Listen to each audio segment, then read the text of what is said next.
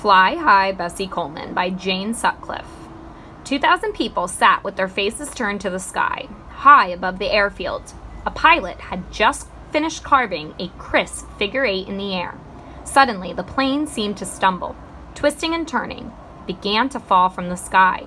The crowd watched in horror. Had something happened to the pilot? But the woman in the cockpit of the plane on October 15, 1922, was in perfect control. Only 200 feet above the ground, she straightened out the tumbling aircraft and soared back into the sky. By the time she had landed her plane, the crowd was on its feet, roaring with delight. Everyone cheered for Bessie Coleman, the first licensed black pilot in the world. Here's the picture, and it says that Coleman, in uniform, stands on the runner of a Model T Ford, and the nose and right wing of her plane are to the left.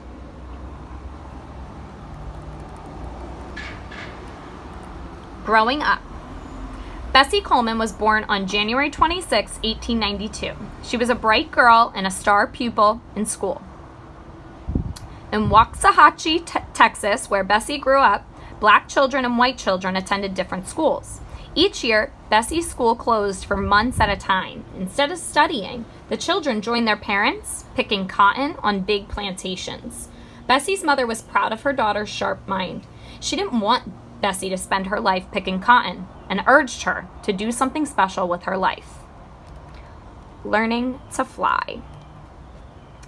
In 1915, when she was 23, Bessie Coleman moved to Chicago.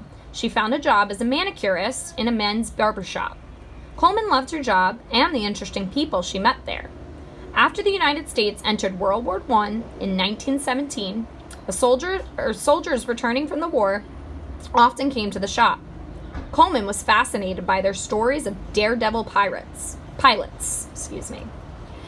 She read everything she could about airplanes and flying. She later recalled, "All the articles I've read finally convinced me I should be up there flying and not just reading about it."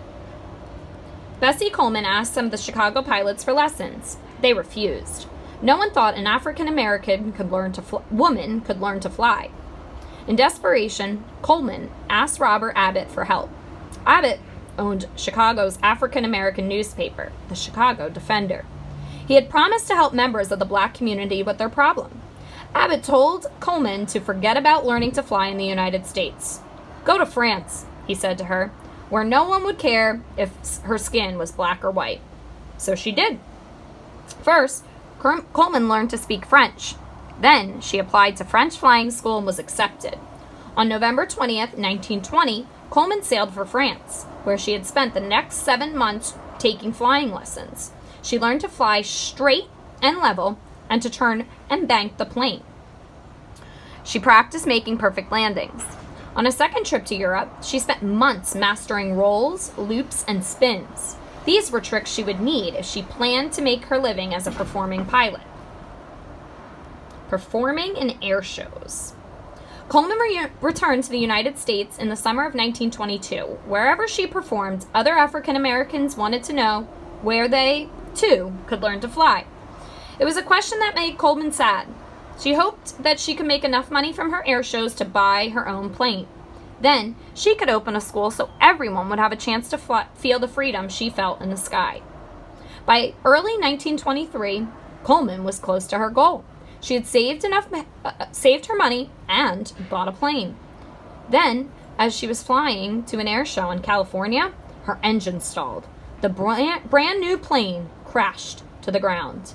Coleman suffered a broken leg and 3 broken ribs. Still, she refused to quit. "Tell them all that as soon as I can walk again, I'm going to fly," she wrote to her friends and fans. Many people, both black and white, were very impressed by Coleman's determination. A white businessman helped her buy another plane. By 1926, Coleman was back where she had been before the crash. She wrote to her sister, "I'm right on the threshold of opening a school." That spring, Bessie Coleman was invited to perform in Jacksonville, Florida. Early on the morning of April 30th, 1926, Coleman and another pilot took off for a short flight around the airshow field. At first, everything went smoothly. Then, a wrench that had been loose lying loose in the plane, slid into the control gears, jamming them. Suddenly, the plane flipped upside down. Coleman had not strapped herself in, and she fell to the ground. Moments later, the plane crashed, killing the other pilot. At 34, Bessie Coleman was dead, but her dream survived. In 1929, 3 years after her death, the Bessie Coleman Aero Clubs were formed. The clubs encouraged and trained African American pilots, just as Coleman had hoped to do. In 1931, the clubs sponsored the first all-African American air show.